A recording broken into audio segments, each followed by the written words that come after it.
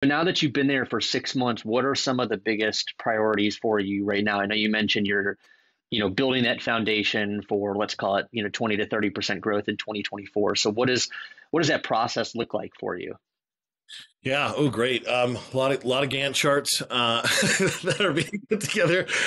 Basically, when you look at the initial first 6 weeks was just analysis, trying to figure out, okay, what is the state of the state really? And I would say even 8 weeks, given the fact that it was Q4 and things got a little crazy. And you know the state of the state from what people, you know, the sentiment from hiring managers, from leaders, but you don't really know how the apparatus is working. And so I was able to just pull back the curtain a little bit more, uncover how the machine is working, what parts need oil, what parts need to be replaced, what part needs just tightening of screws, that kind of stuff.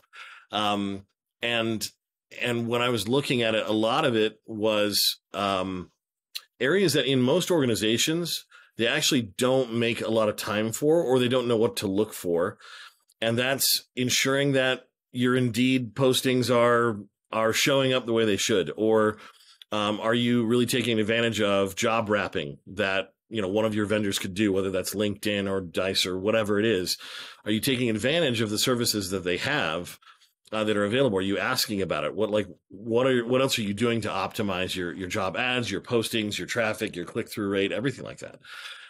Your branding. Are you keeping things generally clean and in the right fonts? Like those very basic things are the things that really slip through the cracks, especially in organizations that are trying to grow really fast or trying to mitigate their turnover. Right? They get a lot of turnover. They're just trying to keep their head above water.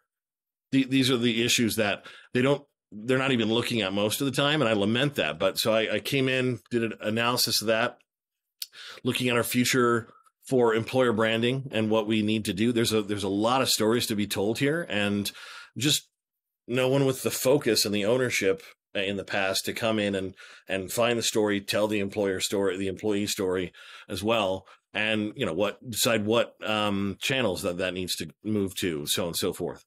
So it's a long list, but I'll say a lot of it is operational optimization.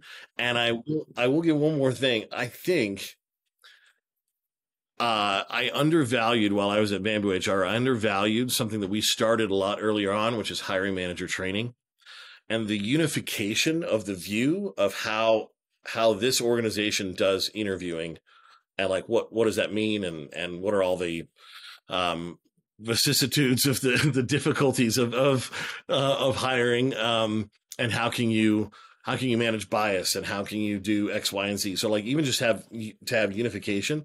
That's one of my main priorities coming up here pretty soon.